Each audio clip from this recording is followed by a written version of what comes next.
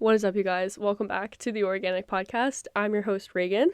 Today's episode is touching on the idea where if you're feeling stuck and you're feeling frustrated, you feel like you should be doing more in life, but you just can't get there. You feel like you should be further along. You feel like there's a lot of shoulds. Like, you should be doing better. You should be at this point. You're supposed to be here, further along, like ideal future self, and you're just frustrated because you feel like nothing's working out right now, nothing's making sense, everything's feeling lost. You just feel like you're in this vortex of transition or uncertainty, and you're like, what the fuck is my life right now?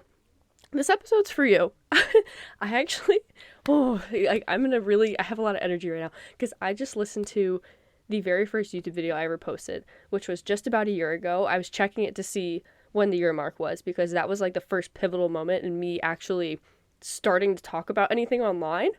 And holy shit, guys, like, it is just crazy to think about that past version of myself, because I can just so deeply remember the feeling of being unemployed, like between jobs, switching career fields, not knowing what the fuck I wanted to do with my life, like feeling stuck where I was, feeling like I knew that the universe has perfect timing, God has perfect timing, everything's working out for me, but it felt like it was taking forever, and I was just in that really messy, uncomfortable in-between period where I was like, what is my life? This is the podcast that I wish I could have listened to, because let me tell you guys, I have been there. You don't need to go back and watch that first YouTube video if you don't want to. You can if you want, because it speaks to how things were going back then and a lot of things that I still hold true. But let me just say, I have been in your shoes if you're feeling like that. And you may not be going through this crazy transformational in between period. Like, you could relate to this if you're someone who has gone through that, or you just feel a little stuck. You feel like there's a lot of shoulds surrounding you right now and things are happening in your life you don't really understand, things aren't really working out, or you're just like going through anything, or even when you're not, like, listening to this and digesting it for when you go through those moments of like negative emotions, uncertainty, feeling stuck, whatever. Like, I promise you there's going to be something in this for you, because there is benefit to be had in those really uncomfortable seasons. You get something out of having negative emotions. There's always higher guidance that comes from reflecting on the uncertainty of your life, why you feel like shit. Like, there's goodness that comes out of it.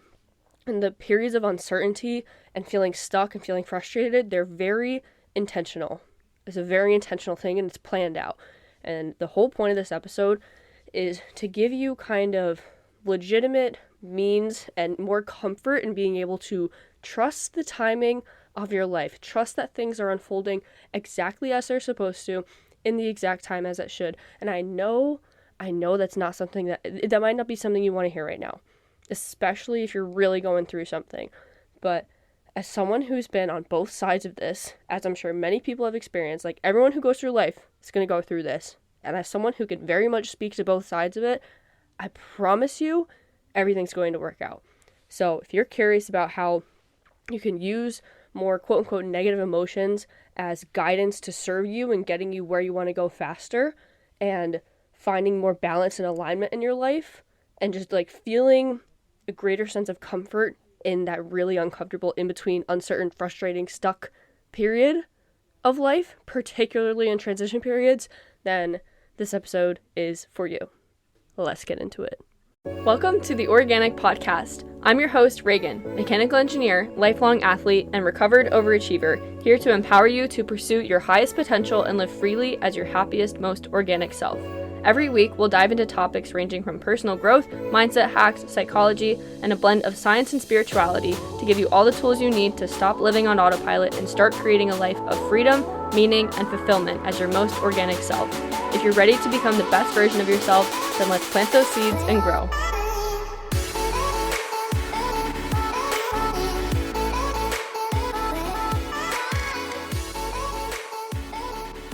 Okay, does anyone else like jam out to the intro? Because I absolutely love this music, and literally every time I listen to it, I'm like head bobbing. I'm like head bobbing. Oh, I'm sure I'm gonna change the actual sound, like what I'm saying in the intro at some point, but the music, she rocks. Shout out, because I freaking paid money for that. Anywho, transitional periods of life. obviously, we all know life is not going to be rainbows and butterflies all the time. If life was always just miraculously easy, we would not enjoy the highs as much. Obviously, we know this. Like, we experience life at the degree to which we are willing to both suffer and then experience joy. Like, the scale at which we can experience the full spectrum of emotions of life is directly correlated to how high and how low you are willing to go. Like, the amplitude of that wave that I'm visualizing right now, I'm sorry, I don't mean to sound sciencey, but the amplitude of that wave is like, that is the measure of how much you're experiencing life. So if you think that it's better to experience life more watered down, where like you don't really have to go through harder periods as much or whatever, like, I truly think that if you're not willing to experience the lows, you don't get to experience as deeply joyful experiences of the highs. Does that make sense? So periods of uncertainty, of transition in life, of like making big decisions where you feel stuck, where you feel like, what the fuck is my life? What is going on? I don't know what's going on. And you're just like spiraling a little bit, or just feeling very like unwell, unsettled.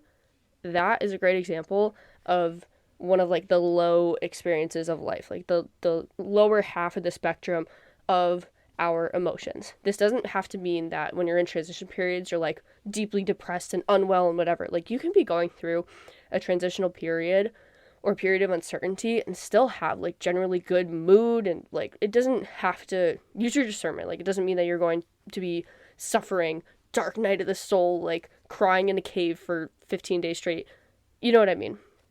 But it definitely is not like, it's definitely not the highest of experiences of like happiness and joy and like exactly where you want to be, because obviously you're not feeling like crap when you feel like everything is aligned, things are working out perfectly for you, and you are seeing like evidence of these things working out. What makes transition periods and periods of uncertainty so hard is like, even when you know and you trust like things are working out for you, everything's going to be okay, if it's taking a long time to get there, your ego will naturally feel like things are not actually working out for you, because there's no proof, there's no evidence to show the logical part of your mind and your ego, like, look, ego, we're fine in this period where it feels like everything's falling apart, because little do we know that in X amount of time, this thing's actually working out perfectly, and these chess pieces are being moved in our life so that they can be perfectly aligned for this miraculous opportunity to come.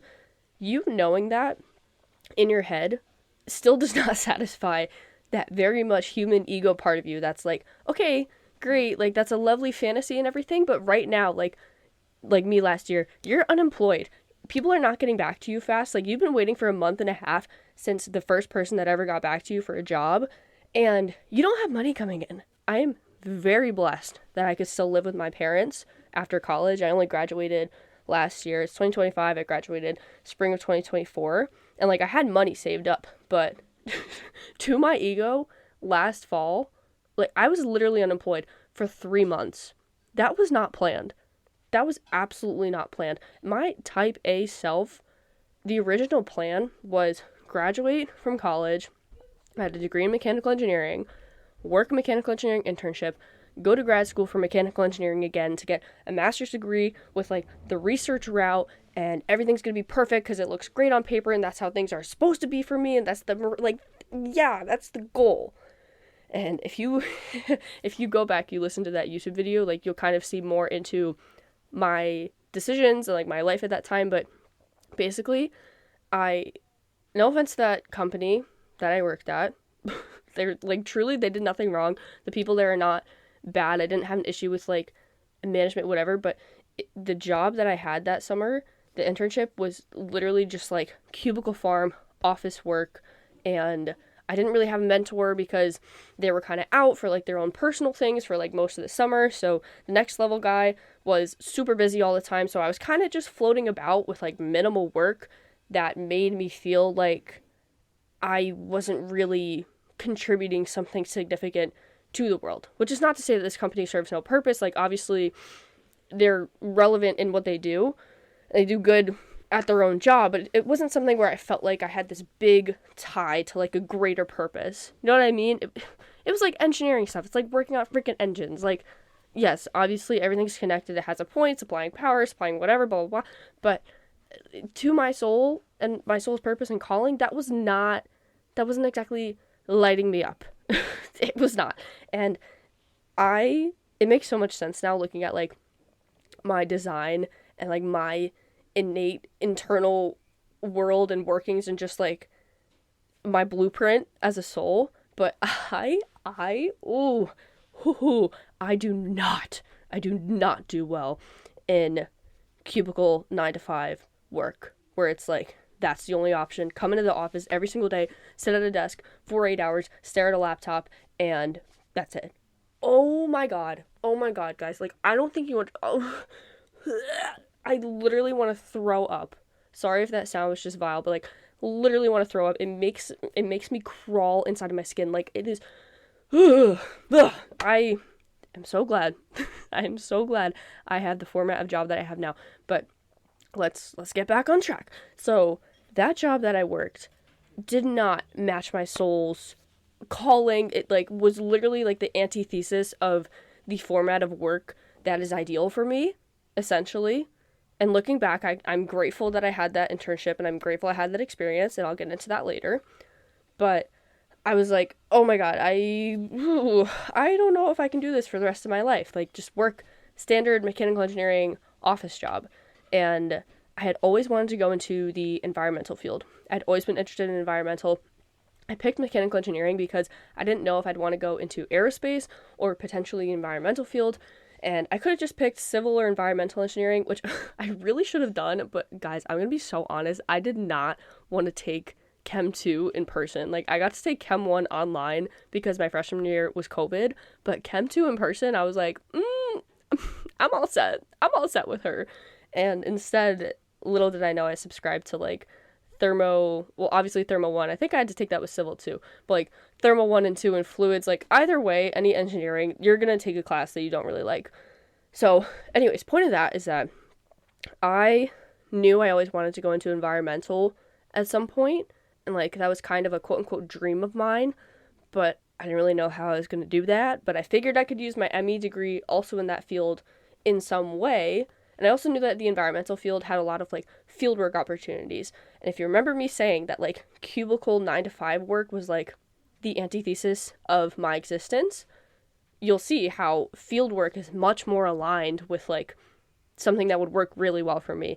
Not even just fieldwork all the time, but any kind of balance between fieldwork and office work. Like that was the holy grail that I was looking for. But back last year, 2024, in the summer with this internship and then the grad school that I had planned approaching, I was like, ooh, not feeling great about either of these things that I had planned out because I was not liking the format of the internship and just that work in general. And I knew my soul was like, girl, like I do not want to just keep doing mechanical engineering. Like that was not where my heart's calling was, you know? Like mechanical engineering served me for my undergrad, but moving forward into grad school, in pursuing grad school, I'd want to do the environmental. I'd want to switch. Like that's where I always wanted to be. So as you can see, those things were not exactly working out for me to like want to follow the path that I had where like I had the internship and then I went to grad school, whatever. So last summer, at the end of the internship, I was like, first off, I need a motherfucking break from school because if you listen to my first episode about my story, or even if you don't, like short backstory is like I burned out from college and even before that in high school. Like I have always been very high achieving in school and carrying a lot of things and always being stressed out was like my personality trait. And I did not really have that much of a break after undergrad ended, after I graduated. So I low-key, high-key needed a break, like a legitimate just break from work, like just existing. Europeans, if anyone's from Europe listening to this, y'all do it right. Because I spoke to some grad professors in this transition period that I'm about to get into, and one of them was European. He was saying how like over there, like we don't rush into like constantly, oh, I got out of school. Oh my God, I have to start working right now. Like, it's not nearly as much of like a hustle, constant go, go, go. You need to be working as soon as you like emerge from the womb of college. Like, you don't need to just sprint into constant full-time work. So in the spirit of that, I wanted to take a break, and I also ended up deferring grad school. So taking a break from the internship, deferring grad school, that turned into a planned 6 weeks off of work at the end of my internship.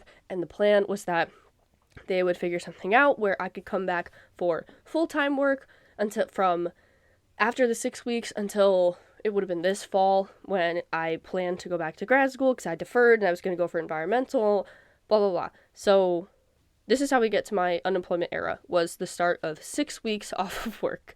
It's giving COVID, where they said, like 2 weeks to stop the spread. Yeah, little did that know that was going to turn into every single good thing I was ever looking forward to senior year being burned to literal ashes and being absolutely miserable for the next year of my life, alongside so much suffering and misery in the entire world. But I'm not bitter about it. Let's keep going. Oh God, let's keep going. So in this unemployment era, 6 weeks off of work. We're in the limbo period. Grad school is off the table for now. She's pushed to the side. She's on the shelf. But I have like the ties to this internship that I knew I was not going to be happy if I stayed there. Again, no fault to the company, entirely just the format of the work. No fault to them. Okay? Like, legally speaking here, like, no bad blood, truly. So these 6 weeks happen. This was like mid-August last year, and then all of September. I think, yeah, half of August, all of September 2024.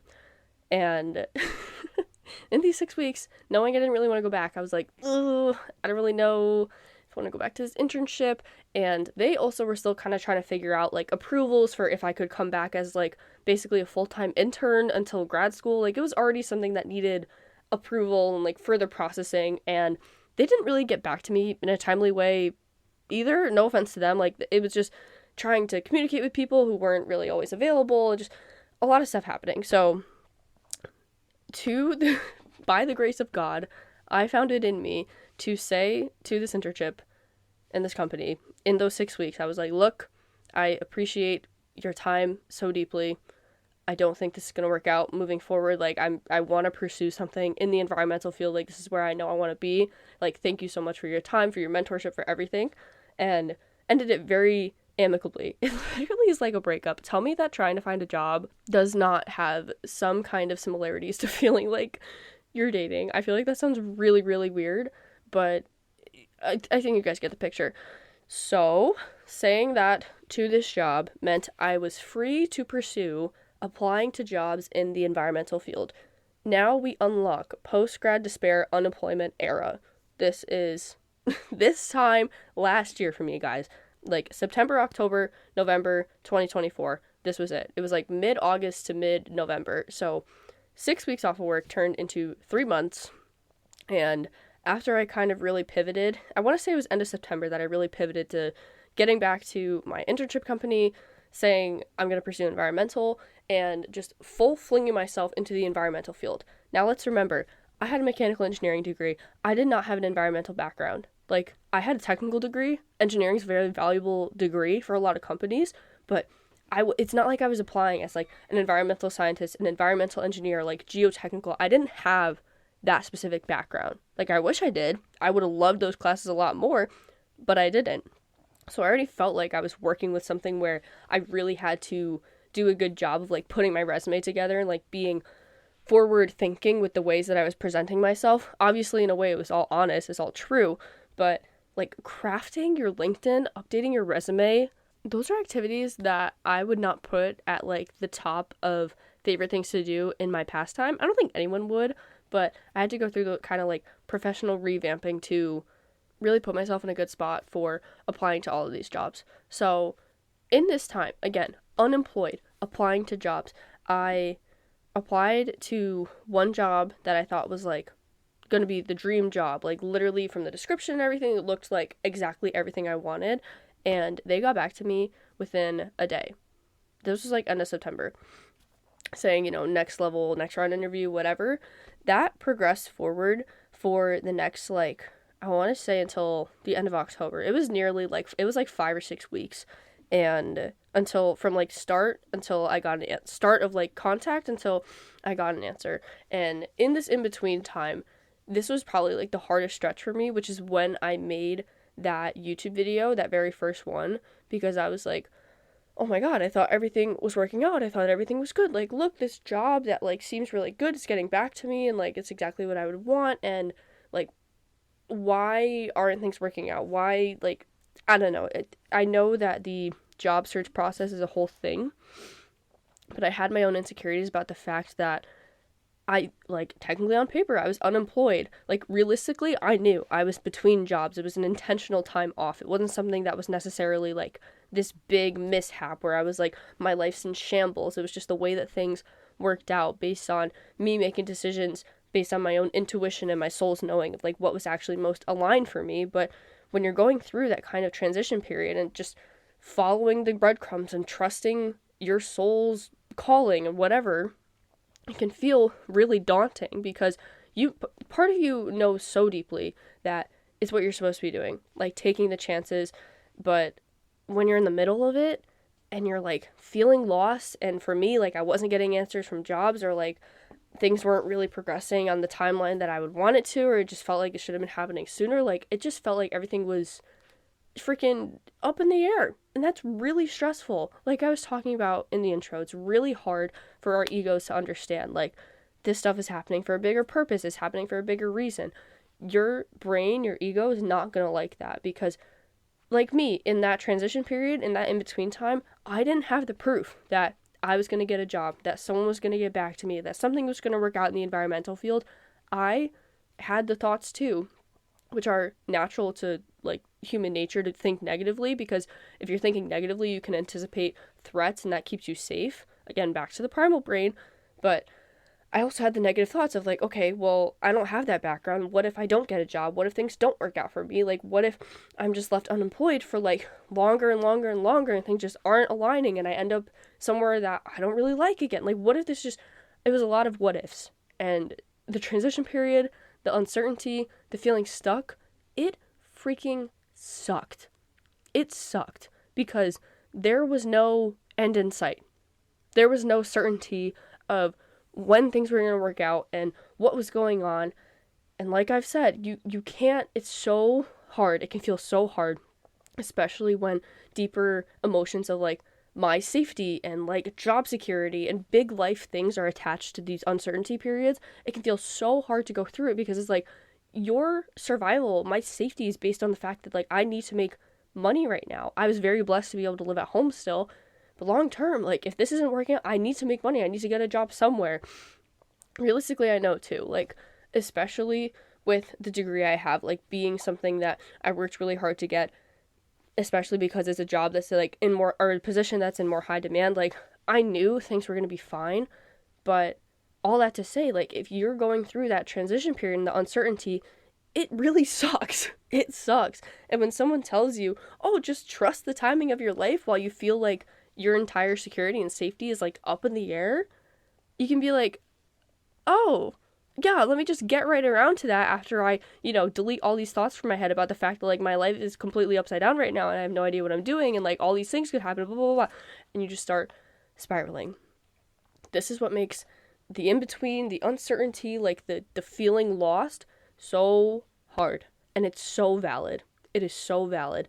But you cannot not go through, like, you can't suppress the feeling so much. When you're going through that shitty period, like, you really just have to surrender to it. You just have to freaking throw your hands up, do what you can do, and once you've done everything that's within your power to control, there's really not much else you can do.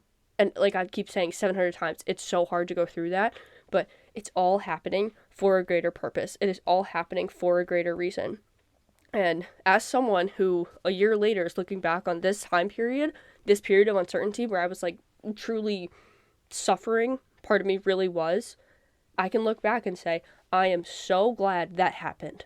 I am so glad I went through it the exact way that I did. I'm so glad that the first job I applied to, that I thought was the dream job for me, that was the one, that was, like, the answer, whatever, I'm so glad that I was wrong.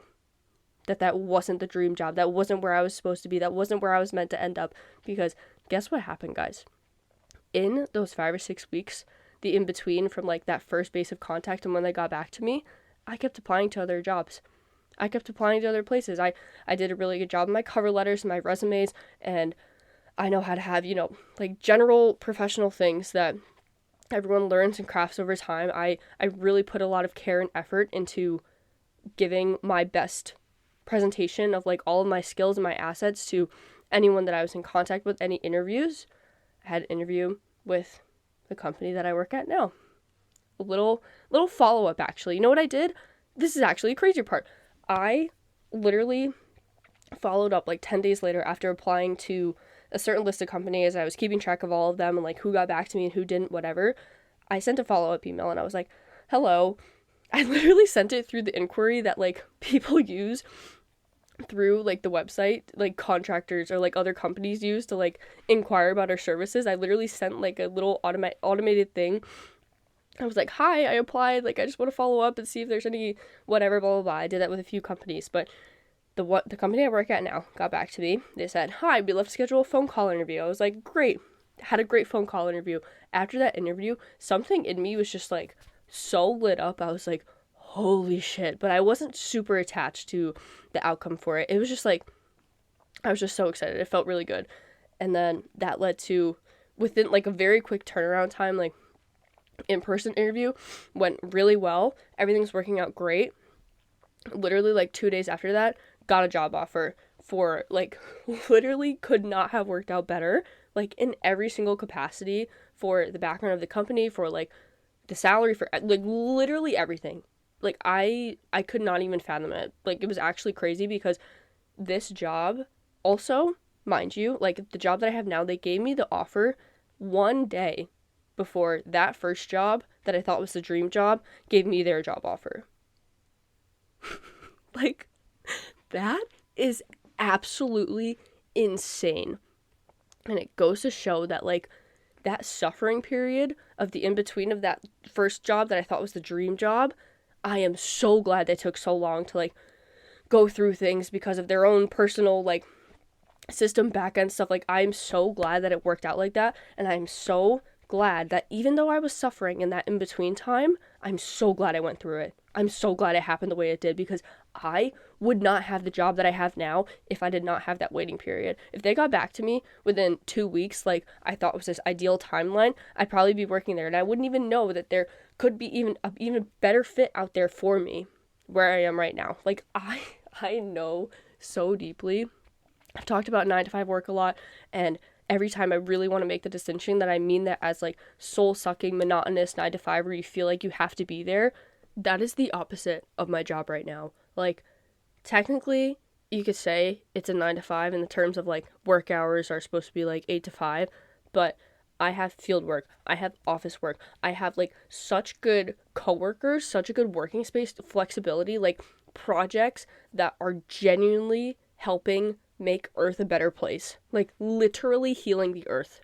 And I know that sounds dramatic and maybe even a bit like woo, but like genuinely, I work in like environmental consulting and remediation as an engineer. Like, holy fucking shit, if I could go back and tell the version of me a year ago sitting in front of her little iPhone with her AirPods in, literally propping up her phone on the Lego box of Lego Coliseum to yap in my room, if I could tell her how it works out, I'd be like, oh, holy shit. Holy shit. That's crazy. That is crazy. And if there's anything that you take from that, it's that every single time you're going through a period of uncertainty, every single time you're going through something that's a struggle, that feels miserable, that sucks, there is something that you're getting out of it. And it is a very, very intentional thing that's happening in your life. The universe, God, whatever you believe in, whatever higher power you believe in, it is in that higher power's best interest for you to be as happy as you possibly can be. Like, that is the desire. That is God's desire. God's desire for us, the universe, whatever you want to say, but God's desire for us is for us to be living like fully in alignment, authentically as ourselves, pursuing exactly what our soul is calling us to pursue.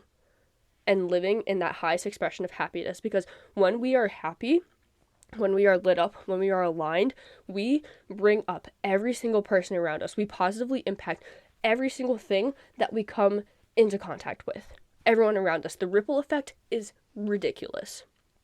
And if that's true, which it is, God is always working things out in your highest favor for you to get to that point of happiness. If something feels uncomfortable, you feel stuck, you feel miserable, it is because you are being either kept in a waiting room where things are being perfectly aligned for you, as it was for me last year, or if it's an extended period of discomfort or suffering or negativity, you are being shown for a very specific reason, this is not where you're supposed to be. This is the benefit of negative emotions. This is the benefit of the fact that my internship last year was so painful for my soul to feel so like constricted by the cubicle, the 9 to 5, stuck inside, etc. If I was not absolutely miserable at that job, if I was not uncomfortable, I may not have ever gotten past the point of friction needed to get me to actually make a change big enough where I felt more comfortable in the unknown of making the change than I did staying where I was. Like, the discomfort of staying the same was much higher than the discomfort of the unknown of changing. But if I was not so miserable there and it wasn't so unaligned with like the core of who I am and the essence of freedom that I know I desire experiencing, then I may never have moved. And if that didn't happen, if I was like just barely comfortable enough where I wasn't pushed to the point of that extreme to make such a change, where would I be now? Who is to say where I would be now? Like, all of this stuff aligned for such a specific reason. Every single thing that I went through, every negative emotion, every time that I was sitting in my car, driving to work, sending myself audio messages being like, I am not staying here for the rest of my life, that was my soul giving me a giant mirror to show me this is where you're not supposed to be. You see how uncomfortable you are? You see how miserable you are? Do you understand? Like, these negative emotions are always pointers. They are pointers that you are facing south and it is not where you're supposed to be going. You need to turn your ass around and go in the opposite direction. But until we realize that the negative emotions we're experiencing, the pain, the discomfort, the feeling stuck, the frustration, is a sign and a signal and a message from God, from the universe, telling you things need to shift or have greater trust in like the waiting period, for like the example of me last year, until you realize that that is what is happening, you are constantly going to keep bashing your head into a wall of unalignment in your life. You really are. If you have been feeling like stuck and miserable or whatever for a long time, this is your invitation to just think, what message could my soul be trying to send me right now by having me go through this experience that is making me feel so, insert quote-unquote negative emotion, discomfort, I don't know, unalignment, miserable, like stuck, whatever you want to say. I also say negative emotion in quotes because everything's actually neutral. This is something that I've really digested from Monica Yates. Everything is neutral. Like, literally everything is neutral, including emotions. We assign meanings to them. Emotions are literally just energy in motion, and the only thing that causes suffering from your emotions is not feeling them or not honoring them, like prolonged suffering for it. Obviously, when you're feeling things like anger, sadness, frustration, like the discomfort like we're talking about, it's not going to feel good in the moment, but it's going to feel even worse if you let it fester and don't let the emotions just move through you. That's a whole other point, but negative emotions always have a purpose. The timing of your life is so specific for you, and it was also designed by you. Like, your soul is having you go through the exact experiences you're going through right now to learn the exact things you need to learn to actually get you where you need to go. And this can be something that is hard to understand for our human minds because we want to know all the answers, we want to control everything, we want to be able to say everything works out for sure, I have this evidence, I know for a fact this is exactly how it's going to happen. But if you are so attached to an outcome where you feel like you need to control it, you are leaving absolutely no space for miracles, for blessings, for God to construct things in a way that it's literally better than you could ever even fathom. That attachment to an outcome or a specific thing that like me last year thinking, I have to get this first job. It seems like the dream job. I have to get this job. It must be the one right here. That was an attachment to an outcome. And I enhanced my suffering by thinking that this was the one thing I needed to have because I didn't leave space in my head for the fact that something even better can come along. And just opening your mind to the fact that even better than what you could imagine could be coming into your life, that opens such freedom in your mind. And it questions the boundaries that we have put on ourselves just from our own programming and conditioning and the stories we tell ourselves. And when we open up these boundaries, we get to experience the world at such a massively better degree than we would thinking that the only thing that like is the quote unquote best for you to experience is what you could possibly construct in your mind as something. Because let me tell you, I have been shown again and again and again that the things that come into my life are like always, like the big things are always better than I could have imagined. And they come with a degree of surrender to the fact that like, holy shit, I thought this one thing was like the golden light, but in reality, I was getting something so much better than that. And now that I've gone through these experiences, it's a lot easier for me to say, looking back, that like, if you're feeling that uncomfort or not knowing what's coming and like holding on to these desires of like what you want for yourself or a specific goal or something to come into your life or a relationship or a job or whatever it may be, like, trust me when I say it's gonna be so much better than you think it is.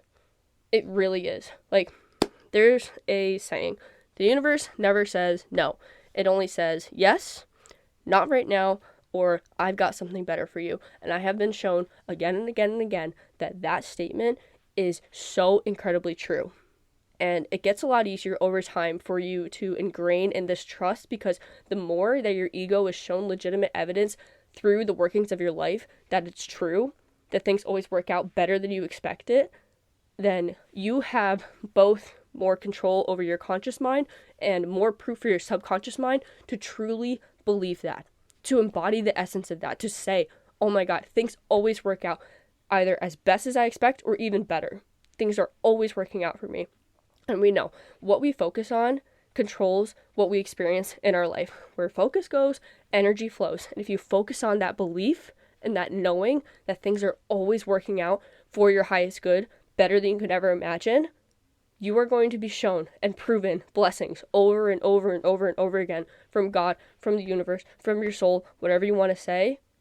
You are going to be shown proof of that more and more, the more that you look for it and the more that you expect it. If you expect to always stay stuck and miserable and sad and uncomfortable, whatever, if you think that that's just your life and you have to stay stuck like that and you have to always be stressed out and you're just like shackled to this state of being that you're currently in, odds are really good you're probably going to stay there. And that is the worst thing that, like, I would never wish that upon my worst enemy, because that is artificial prison for yourself that you are creating for yourself without even knowing it. And obviously, not knowing it, it's unintentional. It's not necessarily your fault. We're working with a lot of programming from society, from our childhood, from whatever. And as I've said, we're not exactly taught the mindset work, the subconscious work, the belief systems, the limiting beliefs, like the positivity in school. We're not taught how to overcome the primal programming of our brain that is wired to keep us safe and in the comfort zone, or that the comfort zone was programmed based on your subconscious when you were a child, or what you've gotten used to experiencing now, like a state of stress. So when you're someone who experiences a lot of stress or discomfort or like bad relationships or friends who talk shit about you or whatever, if you're constantly in that bubble and that's your comfort zone, it feels uncomfortable to shift to a different state out of it, even though it's what's better for you. But I say that to empower you, because that means you have complete control over your reality right now and your life and how it looks and what beliefs and thoughts and people and opinions and spaces you give your energy and value to. And you, at any time, can shift that. You have complete control over shifting that. There's nothing stopping you. Literally nothing. The only thing in your way is your own brain. And until you consciously realize that, you will stay stuck. And I'm not saying that as someone who's saying, I know more than you, and until you realize it, you're going to stay stuck. Like, no. I had to go through this. I could not get myself out of the rut of, even in college, of the stress, of the burnout, of the cycles of always doing, and like being the person who was Miss Independent and the leader and taking things on from people. I could not get out of that way of being until I understood, oh my God, I'm the one who's keeping me here. And until someone pointed that out to me, until I absorbed information that made that reality so clear to me, I could not escape that. But once I was made aware of it, once I became aware of that truth, that I have so much more control over my life than I think, that is what set me free. That's what really started to get me where I am right now. And bringing it back to periods of transition or uncertainty, you always have a choice in these times. This is what I would say to myself back then.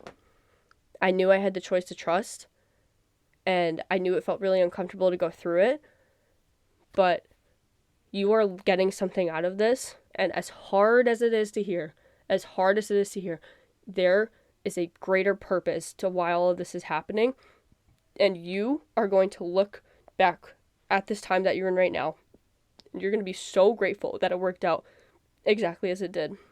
I just sounded like I was crying a little bit. I was literally like half burping. But you're going to be so grateful that it worked out exactly as it did. And things need to be happening like this right now in order for you to get what you actually want in the end. Like, just trust. Trusting and surrendering is something that feels really, really difficult. I've said it 500 times. It feels difficult for your ego, but it's also just difficult concept in general for us as humans living in this modern industrialized society. It's hard to feel like we can just surrender and trust and just release control. But if you think about it from the perspective that the timing of your life is so intentional that you are exactly where you are supposed to be right now. You are exactly where you're supposed to be right now. I don't care if you are flying high on the mountaintops or if you feel like you were in a pit of despair. You are exactly where you need to be right now, and it is serving you in your highest good. And you just need to anchor into that belief. And I know it's so much easier said than done, but it is true. And think about it like this. If you're exactly where you're supposed to be right now, why would you make yourself suffer more trying to get yourself to a different point, thinking you have to force yourself and push and control and get to this like artificial point in your mind where you feel like you quote unquote should be right now, versus just surrendering, releasing the reins, trusting whatever higher power you believe in, God, the universe, etc. Trusting God to take control over your life, trusting that things are being orchestrated for you at a higher level that you cannot control, and just sitting back and surrendering to it. When you surrender to the flow of life, you limit your suffering tenfold, because you are just wasting energy trying to force yourself to get to this point in the future where you feel like you should be right now. All of us come into this life with it's like being in the ocean, like a surfer, and the wave of life that you are meant to experience, like getting you to where you want to be, even though at every moment you are exactly where you're supposed to be, but follow me along here. If you're meant to come in on a specific wave, like that's your wave, that is your most aligned, most ideal wave for things to work out, like actually exactly how you'd want them to, looking back on it. But you're in this in-between period and you see this wave in front of you that you feel like you could catch, or you should be there. You feel like that should be your wave. That's your wave. Oh my gosh, it should be that. And you try to swim over to it and you put all this energy in to get ahead, to try to get there. And then you realize, I just wasted all that energy. It's not even my wave. I literally, like, that's not where I'm supposed to be right now. I was actually meant to just sit in the discomfort and the in-between period and the weird feelings of just like, not despair, but just like what is coming right now. I was meant to sit there because my wave was coming in the perfect time. All I needed to do was surrender and flow. When you try to push and force so hard, you don't align yourself where you're supposed to be. You try to artificially place yourself in a timeline that literally, like, think of it from the perspective of God and the universe. If the universe is, like, we cannot possibly comprehend the overall power and influence of the universe setting things up for us in our highest good.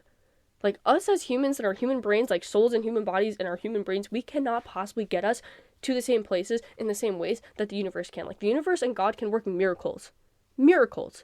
We as humans cannot, like, fix timelines for us and orchestrate that and align things perfectly in ways that we can't even comprehend. We can't even possibly do that. So who are we to think that we are above the higher plan that we are subscribed to, that, again, in the highest interest of God, of the universe, etc., they're trying to align things for the sake of us being as happy as possible to make the world a better place?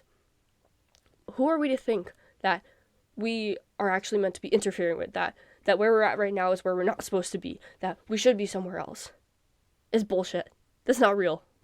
It's literally not real. It's a figment of the human imagination trying to grasp on for control because we hate not knowing what's coming.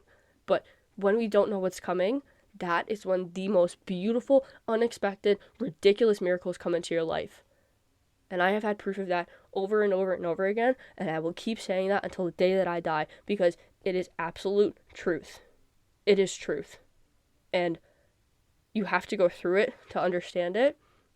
There's always going to be better things for you coming on the other side.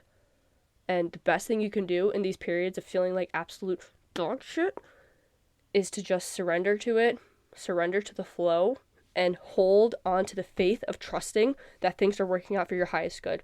Because you have two options when things are uncertain. You can either choose to be in fear of what's coming, trying to control everything, or you can be in the faith that things are going to work out. Either way, the fear and the faith are both things that you cannot see.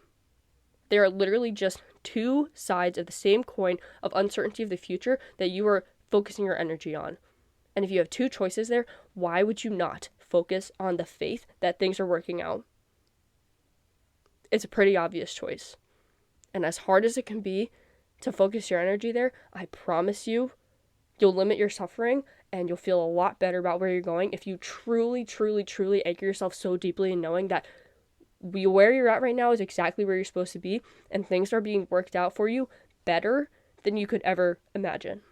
Whew, I feel like we need to take a deep breath after that. I directly channeled that from my soul, I swear to God. The last concept that I want to bring to your attention is the idea of the fated life versus the destiny life. The fated life is the life that we were born into. It was the programming that we received as a child. It was like kind of just the basics of what you were handed, what life gave you. The destiny life is the life that your soul has chosen for yourself. That highest expression of happiness, of fulfillment, of joy, of like the expansion of your limiting beliefs. And it takes courage and faith to get there. It does. But when you see yourself having the option to live either the fated life, the life you were given, the safety, the comfort zone, the standard life, what you feel most comfortable just like settling for, and the option of the destiny life, which is the scary one, but the one that your soul chose for you, that you know will bring you the absolute highest potential of fulfillment, of happiness, of joy, of abundance beyond anything that your brain and limitations can currently imagine. I feel like it's as scary as it is. I know which one that I would choose.